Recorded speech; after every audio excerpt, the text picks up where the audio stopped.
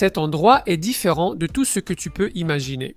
Je suis au sud du sud du sud de l'Amérique du Sud, au milieu de la mer, à environ 700 km du continent. Ici, les voitures roulent à l'envers. Les gens utilisent une monnaie que personne ne connaît. Il y a des épaves de navires partout, il y a plus de manchots que d'habitants. Et une guerre féroce a eu lieu, quand je venais de naître.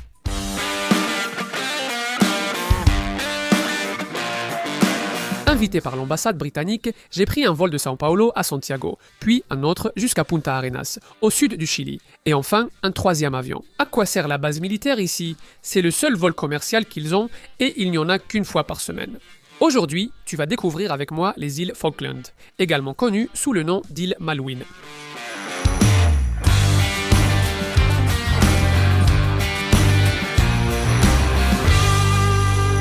Si tu as déjà entendu parler d'ici, c'est probablement à cause de la guerre qui a eu lieu en 1982 entre l'Argentine et l'Angleterre. L'Angleterre dispute ce territoire avec l'Argentine ou, autrefois, avec l'Espagne, depuis environ 200 ou 300 ans, depuis 1833. Il y a des gens ici, il y a des gens qui vivent ici. Depuis cette époque et depuis que l'Argentine est devenue un pays, depuis qu'elle est devenue indépendante de l'Espagne, elle revendique que cet endroit devrait lui appartenir. Parce que, selon leur point de vue, il faisait partie de l'Amérique espagnole. Donc, ce conflit dure depuis très longtemps. En 1982, l'Argentine a occupé cet endroit en y envoyant des troupes. Les îles étaient peu défendues, donc ils sont entrés facilement. Mais l'Angleterre a ensuite réagi. Elle a envoyé des sous-marins, un porte-avions, des chasseurs, des parachutistes, et la guerre a duré environ 2 mois. Au Brésil, ce conflit est appelé Guerre des Malouines. Le souvenir de la guerre est partout, et en se promenant, on remarque bien d'autres choses. On est tombé, par exemple, sur 2 carcasses d'hélicoptères argentins qui ont été abattus en 1982. Juste à côté, il y a un gars qui a un blindé dans son jardin. Il existe, par exemple, un cimetière où sont enterrés les corps des Argentins qui sont morts. On ignorait qui reposait sous chaque pierre tombale jusqu'à une exhumation récente avec identification ADN. Aujourd'hui, presque toutes les tombes ont un nom. Un cimetière plus petit existe pour les soldats britanniques, la majorité étant morts en mer. Environ 900 personnes sont mortes, dont 2 tiers étaient argentines, et l'Angleterre a gagné la guerre. Mais l'Argentine continue de revendiquer le territoire. Donc, il existe même une dispute sur les mots. Tout le monde ici appelle ça les îles Falkland, parce qu'ils soutiennent l'Angleterre. Et en Argentine, ainsi que dans les pays plus proches de l'Argentine, on les appelle les îles Malouines. Mais dire Malouines ici n'est pas bien vu. C'est offensant. En marchant dans la rue, on pourrait croire qu'on est en Grande-Bretagne, parce que les voitures roulent à gauche, à l'anglaise, les gens parlent anglais, il y a ces cabines téléphoniques rouges, comme à Londres. Et la monnaie utilisée est une sorte de fille de la livre sterling, c'est la livre des Falklands, qui a énormément de valeur. Ici, la livre du Royaume-Uni est acceptée, mais cela revient au même. La livre des Falklands n'a de valeur qu'ici, pas en Angleterre. Et comme tu t'en doutes, il fait très froid. Nous sommes en janvier, c'est l'été ici, et pendant la journée, il fait au maximum. Allez, 15 degrés. En hiver, ça descend à 0. Mais il y a énormément de vent. Dans la nature, il n'y a pratiquement pas d'arbres. Les gens essaient même d'en planter. Mais regarde ce qui se passe, elles finissent toutes comme ça. Il n'y a pas non plus de reptiles, d'amphibiens ni de mammifères natifs, originaires d'ici, qui vivent uniquement sur la terre ferme. Il y avait un petit animal mignon, appelé renard des Falklands, mais il était tellement docile, tellement gentil, qu'il a fini par disparaître et maintenant on ne peut le voir qu'au musée. Mais cela ne veut pas dire que l'endroit soit laid, bien au contraire. D'abord, c'est très développé. La majeure partie de l'argent provient des licences de pêche. La mer ici regorge de poissons, de calmars, donc des navires du monde entier viennent pêcher et ils paient une taxe au gouvernement. Mais ce qui est spécial, c'est que c'est un endroit complètement isolé. C'est un archipel, il y a 770 îles, mais ce nombre varie. Parfois, je lis 778, 780. Certaines sont très petites, comme celle-ci. Est-elle considérée comme une île selon sa taille ? Oui. Soit 2 fois la superficie du district fédéral au Brésil. Sauf que, alors que le district fédéral compte environ 3 millions d'habitants, ici il n'y a que 3600 habitants, presque tous dans la capitale, Stanley, qui est la seule ville. Le téléphone a seulement 5 chiffres, il observe les plaques des voitures, et c'est très isolé. Il y a une station-service, un hôpital, une banque, un musée, un distributeur automatique et une arche en mâchoire de baleine bleue. Le paysage est particulier, car avant le canal de Panama, pour les navires qui devaient contourner la pointe de l'Amérique du Sud. Sauf que le passage de Drake, qui est cet espace entre l'Amérique du Sud et l'Antarctique, est un endroit où il y a beaucoup de vent, beaucoup de tempêtes. Alors, plusieurs navires arrivaient ici déjà en train de tomber en morceaux et restaient au port. L'architecture est aussi très différente. La plupart des maisons sont faites de bois. Cette structure en bois a un remplissage d'isolant thermique, généralement de la laine de roche, et autour il y a une couche de bois. Dans les vieilles maisons, c'est du bois, mais dans les récentes, c'est du fibrociment qui l'imite. J'ai mis longtemps à comprendre que ce n'était pas du vrai bois. Une autre chose que j'ai beaucoup vue ici, c'est cette petite baraque appelée Nisei-Hut. C'est une construction militaire qui a été beaucoup utilisée pendant la Seconde Guerre mondiale. Ici, elle servait d'entrepôt d'armes, de logement, et elle est restée. Aujourd'hui, c'est un poulailler ou un garage. Ici, c'est un endroit très important pour eux. C'est une salle communautaire parce qu'en 1980, 215 personnes, 115 civils ont été retenus ici par les Argentins pendant la guerre. Il y a un musée ici, on se demandait s'il était fermé, mais non. Il n'y a personne pour surveiller, tu tapes le code et tu entres. Il y a un fusil sur la table, 100 personnes pour surveiller, une mine anti-char. Je n'avais jamais vu ça. Ici, il y a une liste de ce que l'Angleterre a apporté pour la guerre. Regarde, rien que pour les sous-marins, il y en a 6, 113 navires. Salut, salut. La majorité des habitants ici sont d'origine anglaise, mais on compte aussi des personnes venant de plus de 60 pays. Un Brésilien m'a d'ailleurs reconnu dans la rue. Il travaille dans la police locale. On laisse la voiture ouverte, la clé sur le contact, c'est très sûr. Parfois, on ne ferme même pas à clé, on laisse la porte ouverte.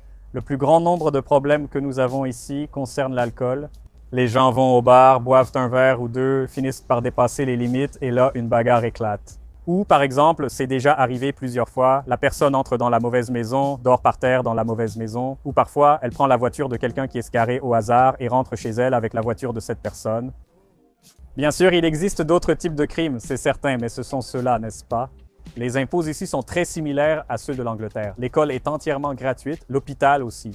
Quand un enfant atteint ses 16 ans, il est envoyé en Angleterre pour étudier là-bas, tout est payé par le gouvernement. Si tu as un problème de santé très grave que l'hôpital local ne peut pas traiter, il t'envoie en Uruguay ou en Angleterre. Tu fais l'opération ou un examen plus spécifique là-bas, tout est payé par le gouvernement aussi. Je pense que ce n'est pas un endroit très bon, mais c'est un endroit formidable pour y vivre. Juste pour que vous ayez une idée. Je suis à environ 700 km du continent, de la côte argentine, et à 1800 km de la capitale la plus proche, qui est Montevideo. Comme tu dois t'en douter, presque tout ici est importé. Les noix du Brésil, ça ici, regarde, Brazil Nuts, qui, dans ce cas, ont poussé au Brésil, ont été récoltés au Brésil, mais ont été emballés au Royaume-Uni. Fabriqués en Italie, les nido, qui veut dire nid en espagnol, Hollande, Uruguay, France, Danemark, Allemagne, tapioca, évidemment que ça vient de Thaïlande.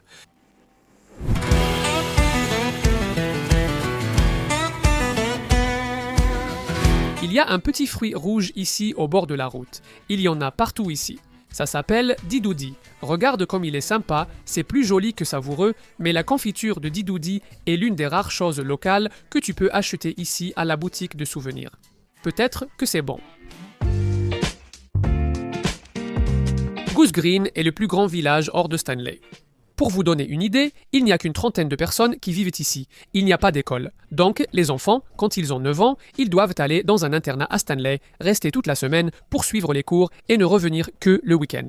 Autrefois, dans ces lieux isolés, les enfants suivaient les cours à la radio.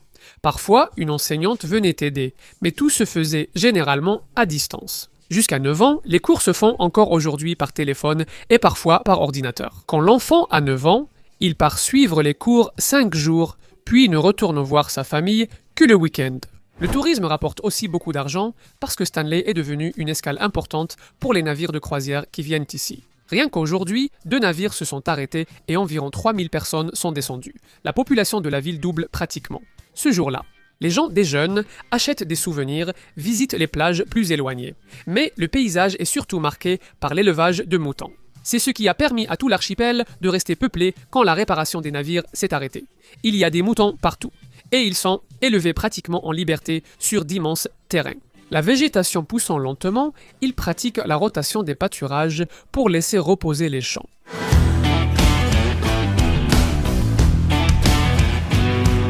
Nous avons aussi visité la ferme de Fitzroy. C'était sympa car on a vu la tente des moutons pour vendre leur laine. Cela se produit une fois par an, pendant 7 ans de la vie du mouton, puis il part à l'abattage. Chaque mouton produit environ 3 ou 4 kg de laine. Et l'odeur, c'est celle de la lanoline, cette graisse qu'on applique sur la peau sous forme de pommade pour éviter qu'elle ne se fissure. Et oui, laine, lanoline. On estime qu'il y a aujourd'hui ici environ 400 000 moutons. Oui, 100 moutons pour chaque habitant. Mais il y a un animal ici qui est bien plus nombreux que les moutons, c'est le manchot.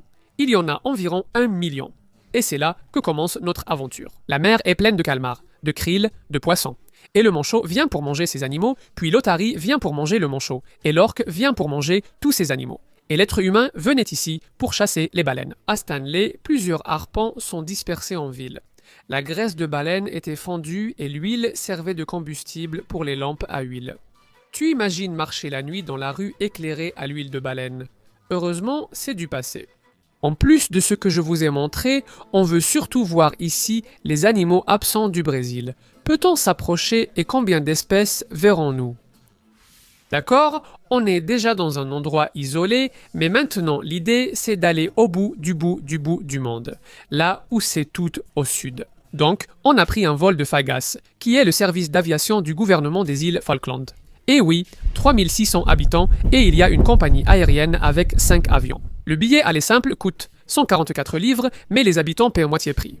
Mais ce n'est pas comme tu crois. Avec de nombreuses îles et peu d'habitants, il suffit de dire ta destination. Et ils s'arrangent pour combiner avec les trajets des autres personnes.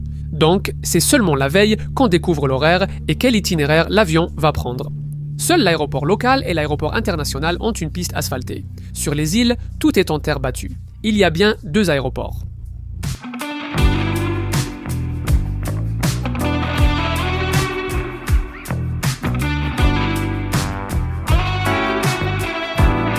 Notre petite île fait 8 km de long et environ 2 de large. Ici, c'était une ferme de moutons jusqu'à il y a environ 20 ans, à peu près, jusqu'à ce que le dernier mouton parte et que l'endroit soit transformé en sanctuaire écologique. C'est spécial, d'abord car il y a très peu de gens, et ensuite car il n'y a pas d'animaux venus de l'extérieur, notamment pas de rats. C'est un problème ici car ils mangent les œufs d'oiseaux. Donc la diversité d'oiseaux est bien plus grande qu'ailleurs dans l'archipel. Le siège de la ferme a été converti en hôtel.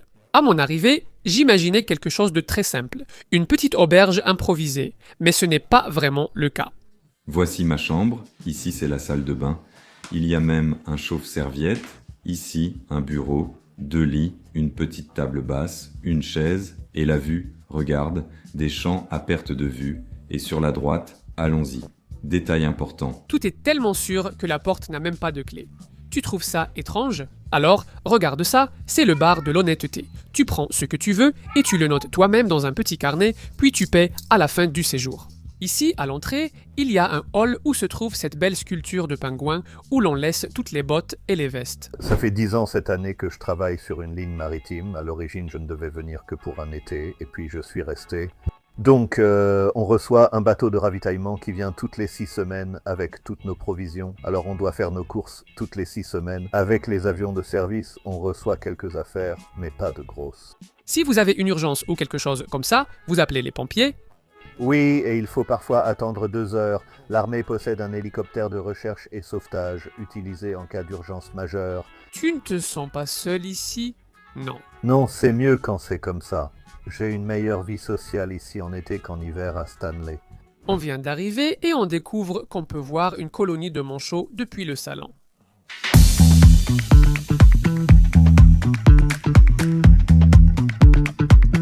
C'est très difficile d'y aller à pied, n'est-ce pas?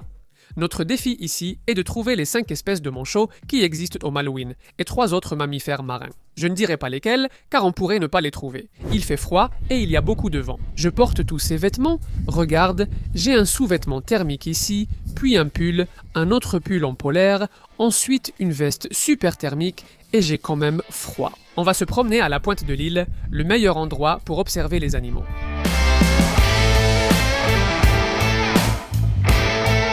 Imagine le froid. On est arrivé au pingouin, d'ailleurs, il y a un os par terre ici, regarde, qui ressemble à un os de poulet. Mais je pense que c'est un os de pingouin.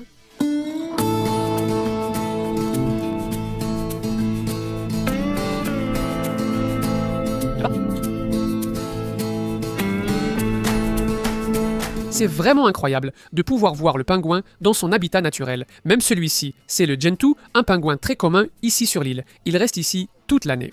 Au milieu d'eux, il y a un manchot royal qui est en train de se reposer. On dirait qu'ils ont aussi très froid. Il a la tête baissée, mais on sait que c'est un manchot royal parce qu'il a la poitrine jaunâtre près du cou. J'essaye de le filmer avec la caméra ici, mais ce n'est pas facile. Ils nous ont dit qu'il y a un œuf à lui. C'est un intrus ici dans la colonie.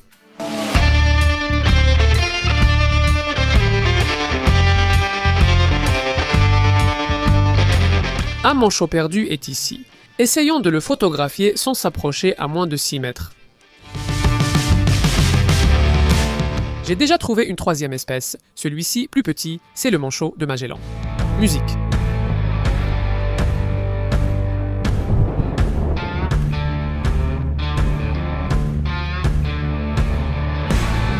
Oui, ils ont dit que c'est un terrier de manchot. Je ne vais pas fouiller dedans, c'est la maison de l'animal, mais ce serait sympa s'il sortait, non ?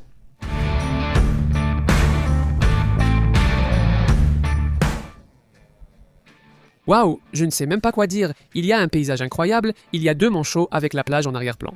Allons-y.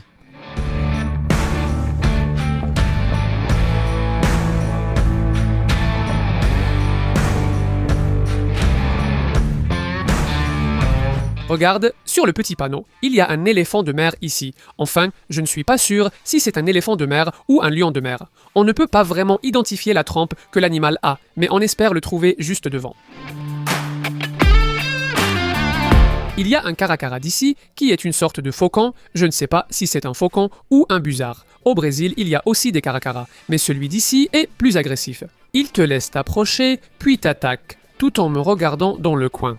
Voyons si je peux prendre l'image. Regarde le caracara, il nous fixe.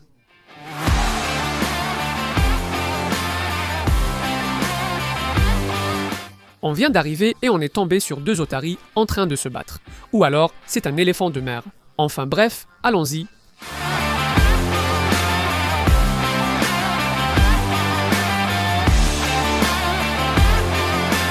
C'est une bête gigantesque, elle est plus grande qu'un bœuf. Après des recherches, on a confirmé que c'était un éléphant de mer grâce à sa trempe et à sa façon de se déplacer différente de l'otarie. Chez lui, l'oreille n'est pas visible. Ce qui est intéressant, c'est qu'il y a des manchots près de lui, parce qu'il ne mange pas de manchots. Je pense qu'on a trouvé une famille d'éléphants de mer ici, bien plus grande que celle d'avant, ici dans cette grande zone marron. Ici, il y a déjà une petite odeur de caca, de l'éléphant de mer. Tu dois imaginer que ces bêtes-là ne doivent pas faire peu de caca, hein ?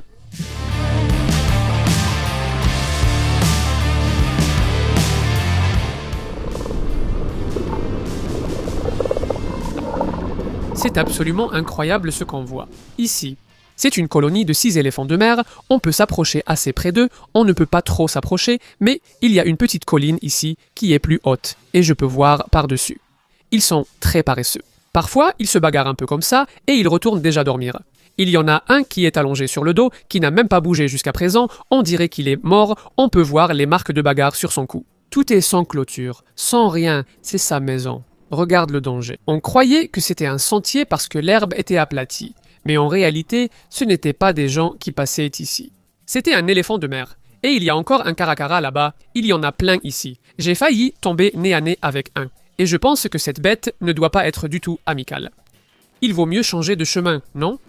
On est à Elephant Corner. On va essayer d'aller jusqu'à Orcapools, mais en suivant la plage. Toute l'herbe de l'archipel est dangereuse. J'ai lu qu'il vaut mieux éviter.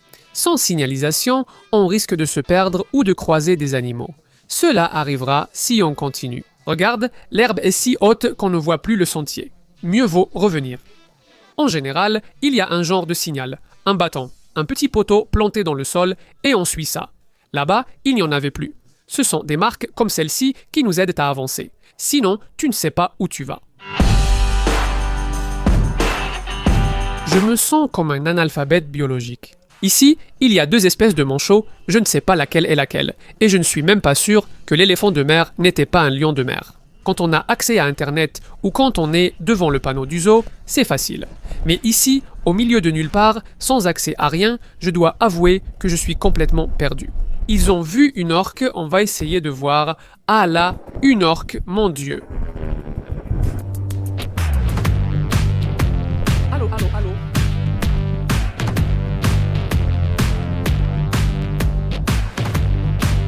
Orque. Je ne voulais pas en parler car il est difficile à voir. Ici, on disait que personne n'en avait vu depuis Noël. Aujourd'hui, pour que vous ayez une idée, on est déjà le 18 janvier. Donc elles avaient disparu depuis plus de 20 jours. Mais on a réussi. Si une orque ne mérite pas un like, je ne sais pas ce qui le mérite.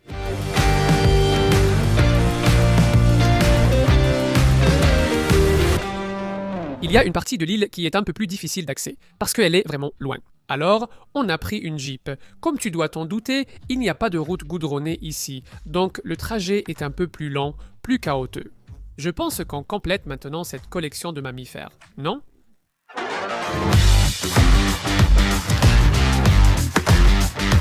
C'est bien un lion de mer. On en est sûr grâce à sa crinière impressionnante, c'est vraiment un animal différent. Il y a beaucoup de petits.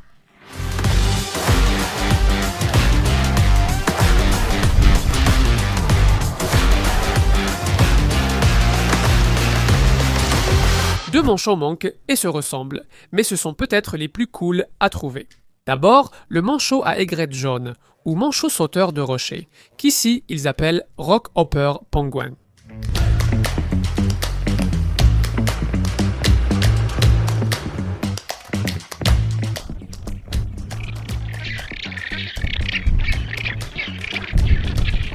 Je dois vous avouer que je pensais que ce manchot était juste marrant, parce qu'il marche d'une façon intéressante. Il a cette petite chose jaune autour de l'œil, et je pensais que son nom venait du fait qu'il saute de pierre en pierre. Non, ce manchot est bien plus courageux que vous ne le pensez. Son saut sur les pierres n'est pas anodin. Quand ils ont un petit, le père ou la mère doit aller jusqu'à la mer pour chercher de la nourriture. En regardant le manchot, il a l'air d'une petite bête mignonne et tout. Parfois, on pourrait même penser que c'est un mammifère. Mais non, c'est un oiseau, donc il ne peut pas donner de lait à son petit. Ils partent, chassent un poisson ou calmar, le gardent en eux, puis doivent revenir au nid, ce qui pose problème. Cet animal forme des colonies dans des endroits complètement inaccessibles, au bord de falaises incroyables. Et c'est ça qu'on était en train de voir là-bas. Rentrer à la maison, c'est une petite tâche héroïque. Regarde cette vidéo. Si tu regardes bien, là au fond, derrière les manchots, il y a d'énormes vagues. Et il y a plein de petites têtes là-bas. Ce sont les manchots qui, en revenant avec la nourriture, doivent affronter ça pour apporter la nourriture à leurs petits. C'est ce rocher qu'ils doivent escalader. Alors, la prochaine fois que tu te lèveras un peu paresseux, que tu n'auras pas envie de sortir du lit, pense au manchot sauteur de rocher ou au manchot à sourcils jaunes. D'accord ? Mais attends, il en reste encore un, c'est le manchot macaroni. Il lui ressemble beaucoup, il a une sorte de plumet jaune. Le bec est un peu différent, mais il est extrêmement rare. Il y a des gens qui voyagent jusqu'ici et qui ne voient pas cet animal. Et généralement, il n'y en a qu'un seul dans une colonie de centaines de manchots à sourcils jaunes. Moi, on a de la chance.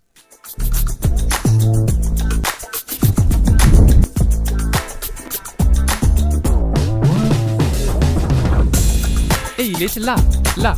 Il ressemble beaucoup aux autres, mais c'est un passager clandestin.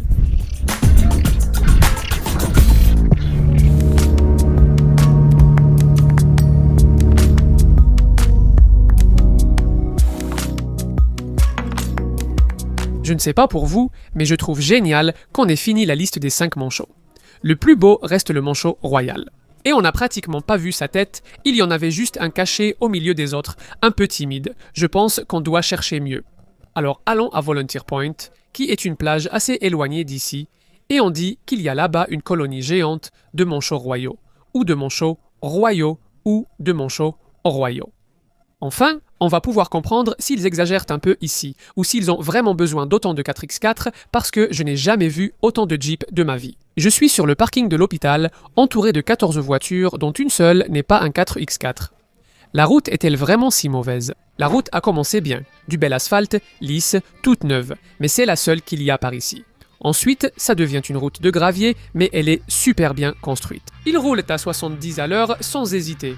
Mais oui, à la fin, on arrive à la partie où il n'y a plus de route du tout. Ça a l'air facile de traverser ces champs, mais il y a des traces de pneus partout. Et seuls eux connaissent le chemin. Une voiture de tourisme ne passe pas ici. Mais alors là, il y a des pierres, des flaques, des trous, des talus, de l'herbe partout. 15 km de boue et de plaisir. dans un Land Rover conduit par une guide qui est vraiment douée au volant.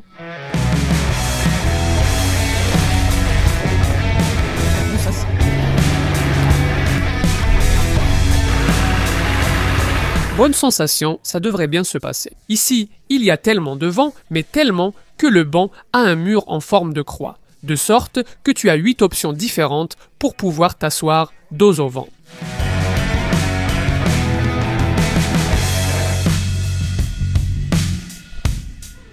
C'est plein.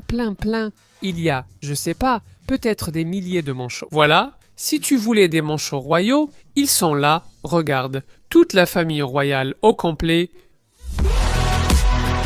Oh!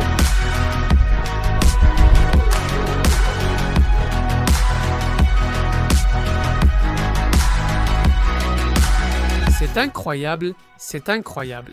Il y a des moutons, des canards, des manchots et leurs bébés. C'est le deuxième plus grand manchot après l'empereur. Il peut atteindre 95 cm de hauteur et 15 kg.